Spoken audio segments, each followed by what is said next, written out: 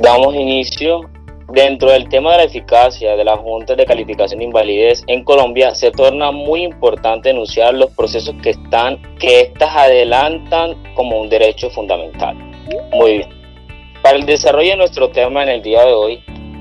para desarrollarlo tomaremos de referencia la sentencia de nuestra honorable Corte Constitucional T341 de 2013. Y es que cabe mencionar que nuestro sistema general de riesgos laborales tiene una gran connotación en Colombia muy importante, ya que da una gran trascendencia y paso vital a nuestro sistema de seguridad social. Bien, este sistema está regulado con muchas disposiciones que podemos señalar, como la Ley 100 de 1993, el Decreto 1295 de 1994, la Ley 776 de 2002 y la Ley 1562 de 2012, que lo definen como un conjunto de entidades públicas y privadas, normas y procedimientos que tienen la finalidad de prevenir, proteger y atender todas estas causas que se derivan de los accidentes y las enfermedades laborales, que pueden ser por causa o por ocasión del trabajo. Por eso, cuando ocurre uno de estos accidentes o enfermedades de riesgo profesional, se le debe atender al usuario o cualquier persona o afiliado con una asistencia de salud en establecimiento médico, y además debe de ser reconocido con las prestaciones económicas que van con base a las secuelas que se derivaron de dicho hecho. Como prestaciones económicas podemos mencionar y recalcar las incapacidades temporales, el subsidio por incapacidad temporal, incapacidad permanente parcial o en su defecto la pensión de invalidez, dependiendo al grado de afectación que sufrió dicha persona. En caso de muerte, los beneficiarios del afiliado se les va a reconocer el derecho de pensión de sobrevivientes y el denominado auxilio funerario. Ok. Al momento de precisar estas prestaciones económicas, primero se debe de determinar el origen de la pérdida de capacidad laboral de la persona, ya que esto constituye una trascendental importancia para saber cuál va a ser la entidad que estará a cargo de las prestaciones que tiene derecho el trabajador o cualquier persona que haya sufrido dicho accidente o enfermedad. Por ello, para establecer si una persona tiene derecho al reconocimiento de las prestaciones asistenciales y económicas, se requiere de la calificación de la pérdida de discapacidad laboral, entendida como un mecanismo que permite fijar cuál es el porcentaje de las afectaciones del conjunto de habilidades, destrezas, aptitudes y o potencialidades de orden físico, mental o social que le permiten al individuo desarrollarse en su trabajo habitual. Es decir, que esta determinación de la valoración va a ser muy importante para saber cuáles son los derechos, las prestaciones, tanto económicas y asistenciales, que le debe de reconocer tales entidades en primer momento al afiliado. Conforme con esto, la calificación de la pérdida de capacidad laboral ha sido considerada por la jurisprudencia constitucional como un derecho que tiene absolutamente todas las personas, ya que cobra una gran importancia porque va enlazado con nuestros derechos fundamentales de la salud mínimo vital y la seguridad social, en la medida de que se le debe reconocer y hacer efectivo a las personas ante estas entidades dichos derechos. Siguiendo adelante con nuestra intervención, es importante abarcar el derecho a la valoración de la pérdida de capacidad laboral, ya que ese no depende de un periodo de tiempo específico, sino de las condiciones de salud,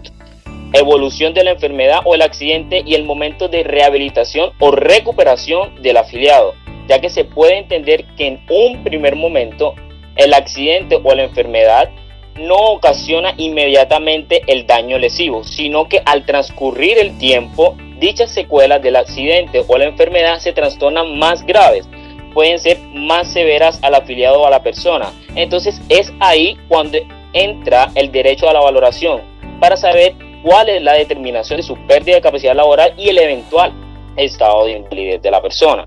Por ende, el simple paso del tiempo no se puede constituir en nuestras entidades y en nuestros derechos una barrera para el acceso al dictamen técnico que permitirá establecer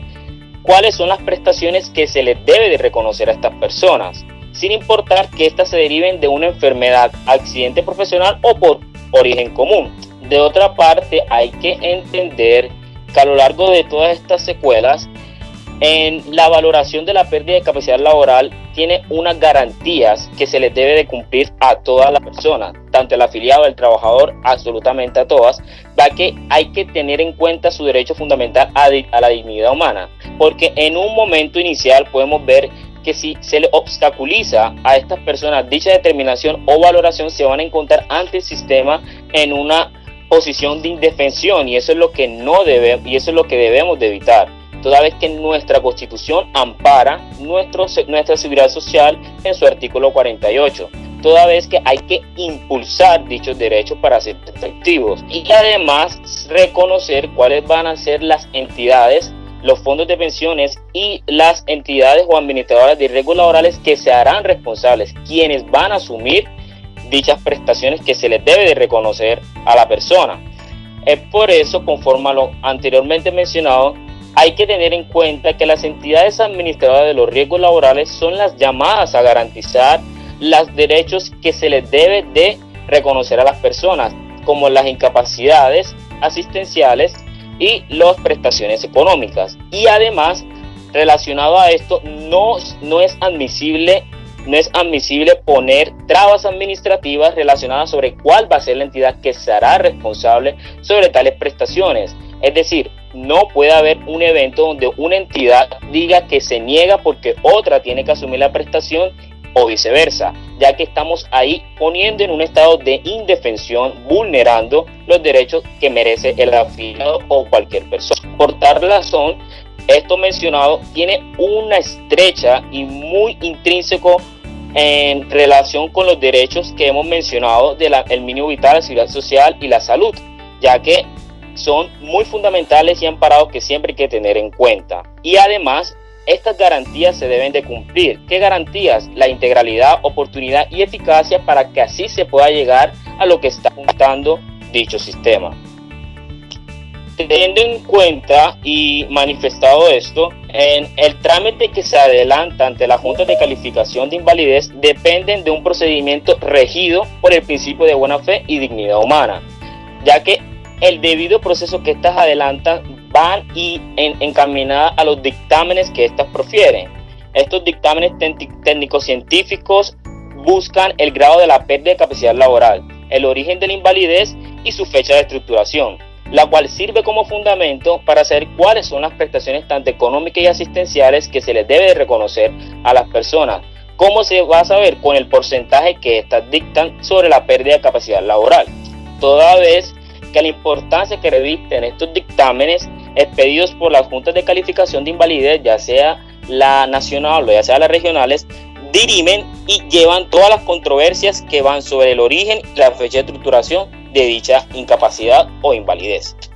De esa forma, se ha indicado que se vulnera el derecho al debido proceso de la persona que solicita y adelanta el trámite de calificación de invalidez cuando las juntas de calificación en sus dictámenes determinan el porcentaje de la pérdida, la capacidad laboral y el origen de invalidez o la fecha de estructuración sin el suficiente fundamento fáctico ni probatorio, ya que no están justificando dicho dictamen. Estaríamos ahí en una situación de vulneración inminente ante los derechos que estas personas están solicitando, por lo cual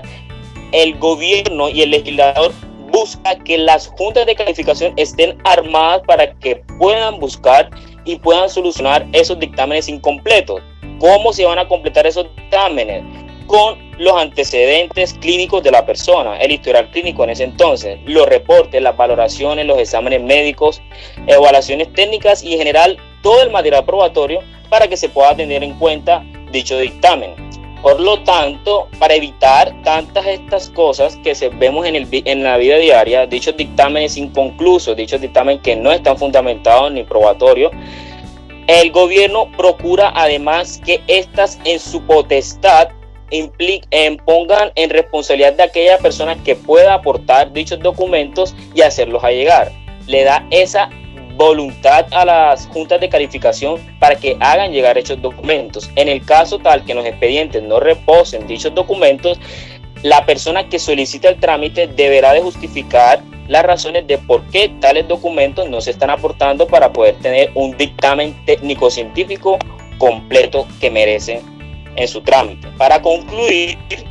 La inobservancia de nuestra constitución o de nuestro sistema al momento de que no se pueda valorar a tiempo o no se pueda determinar la invalidez o el accidente de que sufre o la enfermedad el afiliado,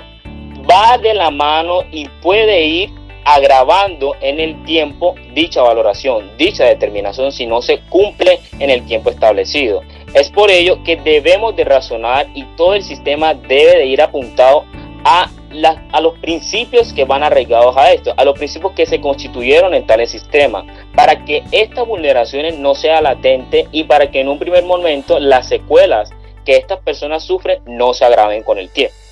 tiempo. Entonces, partiendo de nuestro artículo constitucional 48 que consagra nuestro sistema de seguridad social, podemos ir apuntando a los beneficios que deben hacerse reconocer a las personas que solicitan dichos trámites en tales momentos, por lo cual no es admisible, como se ha mantenido y como se ha expresado, las trabas administrativas ante estas entidades, por lo cual siempre que hay que partir y reconocer los derechos fundamentales que merecen las personas. Lo recuerdo: la salud, la seguridad social, el mínimo vital y la vida digna, que hay que reconocerles a estos. Muchísimas gracias.